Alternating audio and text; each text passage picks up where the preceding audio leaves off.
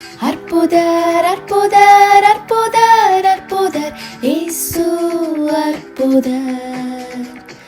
அன்றினோர் வாழ்வை இன்பமாய் மாற்றும் இயேசு அற்புதர். அற்புதர் அற்புதர் அற்புதர் அற்புதர் இயேசு அற்புதர். அன்றினோர் வாழ்வை இன்பமாய் மாற்றும் இயேசு அற்புதர். ஒரு மனிதன் சுற்றுலா தலமாகிய ஒரு பெரிய பள்ளத்தாக்குக்கு மேல தொங்கிக் கொண்டிருந்த ஒரு குறுகிய பாலத்தின் மீது சைக்கிள் ஓட்டி அசத்தி கொண்டிருந்தார். இந்த நிகழ்ச்சியை தினமும் அங்கு வந்த பார்வையாளர்கள் சுற்றுலா பயணிகளுக்கு நடத்தி காண்பிப்பது அவர் தொழில். ஒவ்வொரு நேரமும் அவர் அந்த பாலத்தை வெற்றிகரமா கடக்கும் போது அங்க இருந்த மக்கள் எல்லாரும் அவரை கைத்தட்டி உற்சாகப்படுத்தி கொண்டு இருந்தார்கள். அப்போ அந்த மனிதர் அந்த கூட்டத்தை பார்த்து கேட்டாரு, என்னால இந்த சைக்கிள்ல இன்னொரு நபரையும் ஏற்றி கொண்டு வெற்றிகரமா இந்த பாலத்தை கடக்க முடியும்னு நீங்க நினைக்கிறீங்களா அப்படின்னு கேட்டாரு. அந்த மக்கள் கூட்டமும் நிச்சயமா முடியும் அப்படின்னு ஆர்ப்பரித்து கரங்களை தட்டி அவரை உற்சாகப்படுத்தி கொண்டு இருந்தாங்க. அந்த நபர் அந்த மக்கள் கூட்டத்தை பார்த்து, சரி, இதை நடத்தி காண்பிக்கிறதுக்கு உங்கள்ல இருந்து யாராவது ஒருத்தர் வாங்கன்னு கூப்பிட்டாரு. ஆனா யாருமே அவர் கூப்பிட்டப்போ போகல. எல்லாரும் அந்த நபரால முடியும்னு சொன்னாங்க. ஆனா யார் வரீங்கன்னு கேட்டப்போ யாருமே போக முன் வரல.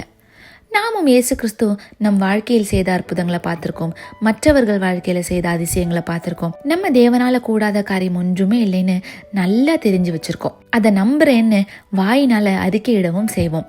ஆனா ஆண்டவர் சில நேரங்கள்ல இந்த பள்ளத்துல நட, இந்த கடல் மீது நட, நான் இருக்கேன் உன் கூட, நீ கீழே விழாதபடிக்கு, நீ மூழ்கி போகாதபடிக்கு நான் உன்னை பாதுகாப்பேன்னு சொன்னாலும் நம்ம அவரை முழுசா நம்பி போவோமா?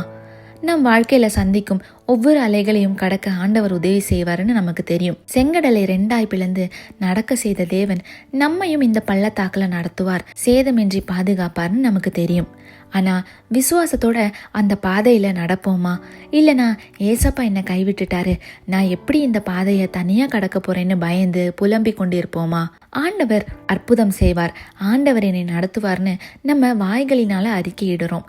ஆனா முழுசா அதை விசுவாசித்து செயல்ல காண்பிக்கிறோமா?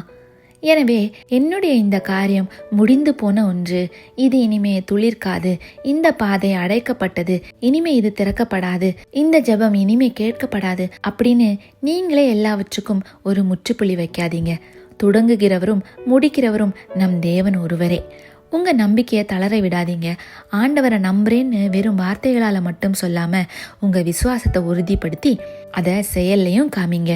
நீங்க எடுத்துக்கொண்டிருக்கும் முயற்சிகளை ஜெபத்தோடு தொடர்ந்து எடுங்க. ஆண்டவர் அற்புதம் செய்வார். உங்க திராணிக்கு மிஞ்சி நீங்க சோதிக்கப்பட அவர் ஒருபோதும் அனுமதிக்க மாட்டார்.